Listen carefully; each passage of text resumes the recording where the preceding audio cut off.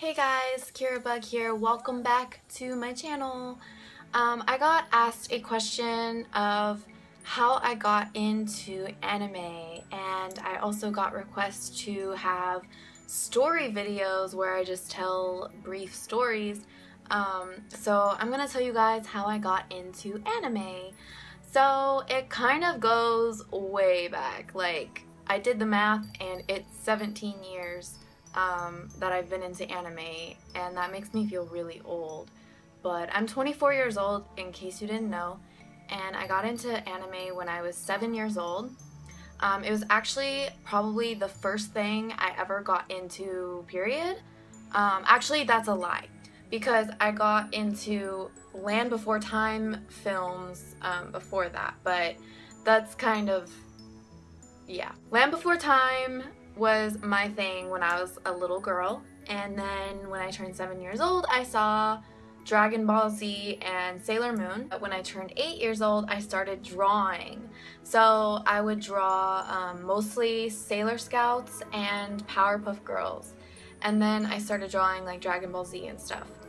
When I was in 4th grade, I started watching other types of anime. So my sister actually had a boyfriend at the time when I was in 4th grade, and she's my much older sister, but her boyfriend was into anime and video games and stuff, and one day he brought over a bunch of anime, and I remember this day so well because he brought over a giant duffel bag filled with anime VHS tapes, like obscure titles, and I was like, what is this? And he was like, I'm gonna leave this here for a couple weeks and you guys can watch all the anime you want, basically. And so I picked up the first VHS that caught my eye, and I had a whole duffel bag to choose from, and I was like, yes.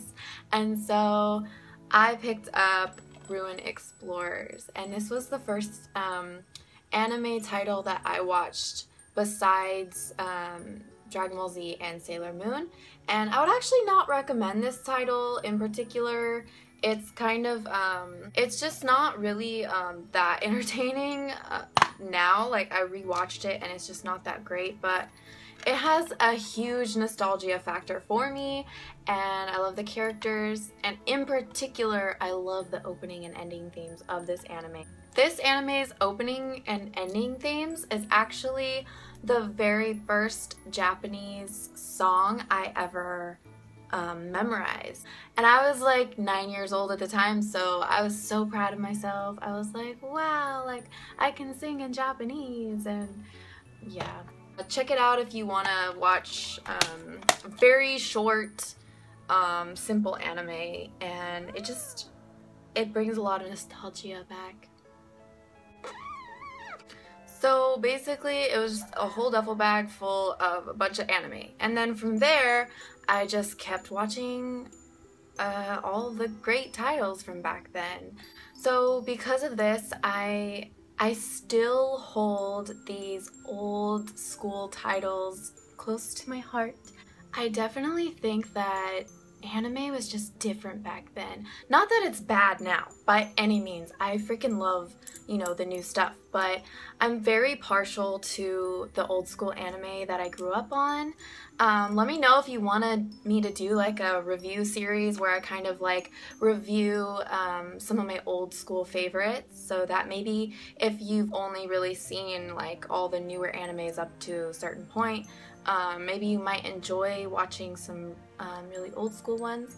So let me know if you want to see that.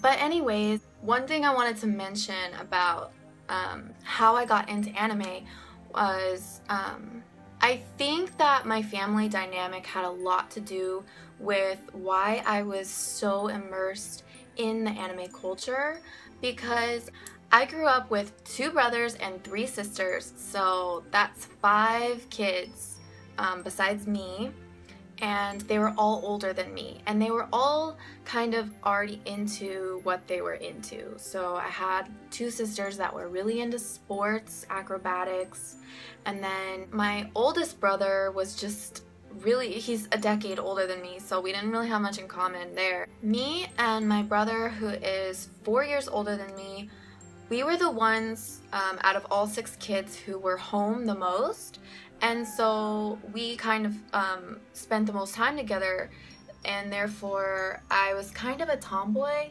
I wasn't into girly things. I didn't think that it really suited me, and plus I was kind of jealous of my older sisters because they were really fit and they were really talented in sports acrobatics, and I just wasn't.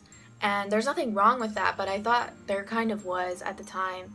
And so I just kind of really immersed myself into the anime culture because that was the only thing that I felt like was mine. I was home all the time, so it made sense for me to like read and watch anime and play video games. Plus my brother was there, and he really loved video games and anime as well, so that was kind of like how me and my brother got along, by just playing video games together. And he didn't have anyone else to play video games with most of the time, so that's kind of how like the family dynamic influenced how into anime I was and why I kept going along with it. So around the time I was really getting into the anime culture, the otaku culture, the internet was starting to really take off, and it was being more common in people's households. So we had internet, and I was able to download, you know, like anime soundtracks